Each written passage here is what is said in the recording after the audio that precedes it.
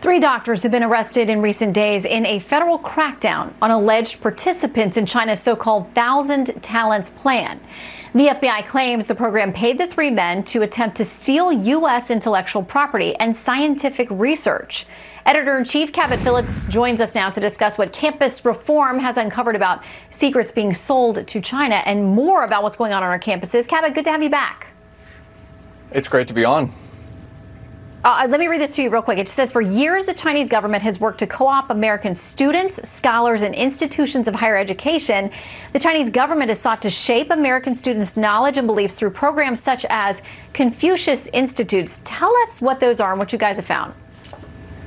Yeah, so Confucius Institutes are Chinese Communist Party funded centers on college campuses. They purport to teach Chinese language and culture to students on campus, but the Chinese Ministry of Propaganda openly admits that they are propaganda centers hoping to influence the curriculums on campus and to make sure that they are controlling the narrative around the Chinese government. So that's on 75 college campuses in America today, operating completely freely there to spread their propaganda on campus. The other element of this is the Chinese Communist Party essentially buying research from American professors. And we've seen a whole spat of professors recently, 3 this month, but we've been reporting at the Leadership Institute's campus reform, a dozen in the past year or so, that have been caught using federal research dollars to conduct research here in America and then turning around and selling it to the Chinese Communist Party secretly. One professor at UCLA caught selling Navy and Air Force missile secrets. Another professor at Harvard caught being paid $1.5 million to help set up a secret medical lab in Wuhan, China. Another professor in West Virginia saying he was going on paternity leave,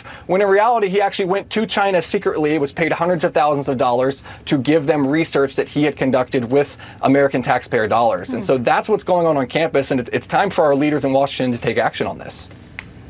And I know that you have been tracking something where you say there are actually tens of millions of dollars coming into U.S. colleges from China, and apparently they're breaking some laws, or this is being handled illegally. You say they're not reporting the funding. I mean, does anybody get held accountable for that?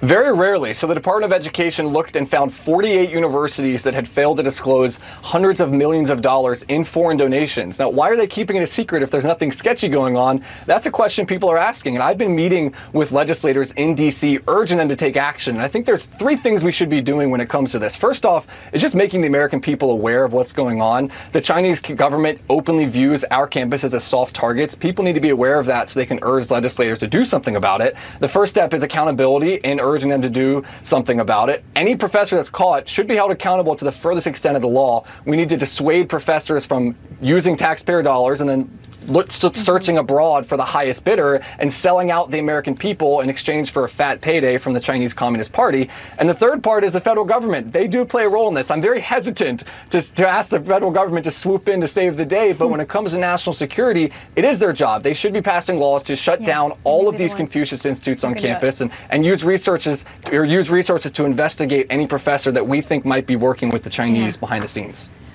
Well, Cabot, you know cases that are out there. People can Google it and check it out for themselves. Thanks for tracking it and keep us updated. Thank you, Cabot.